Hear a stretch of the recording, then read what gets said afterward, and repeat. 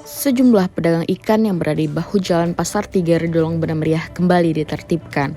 Kasatpol PP dan WH Banda Meriah Irman Syah menjelaskan, sebelum dilakukan tindakan itu, para pedagang tersebut telah diimbau untuk pindah sejak lama. Namun, masih belum pindah dengan berbagai alasan dan kendala.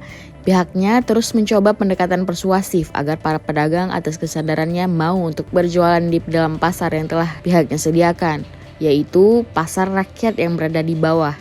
Namun hingga saat ini pedagang masih mengeluhkan pembeli yang sepi jika berjualan di bawah. Oleh sebab itu mereka bersikeras untuk berjualan di bahu jalan raya. Peringatan tersebut sudah sering dilayangkan. Saat ini pihaknya memberi waktu hingga hari Minggu, tetapi jika pada Senin 23 Januari 2023 nanti masih belum bersedia pindah, pihaknya akan melakukan langkah lainnya untuk penertiban.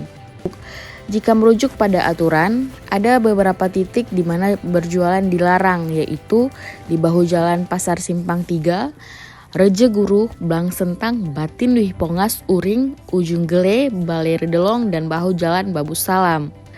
Seluruh pedagang yang berjualan di bahu jalan tersebut pihaknya mengimbau agar menempati gedung Pasar Rakyat Simpang 3 paling telat pada Senin depan. Khairul Nisak dari Banda Meriah untuk Antero Aceh melaporkan.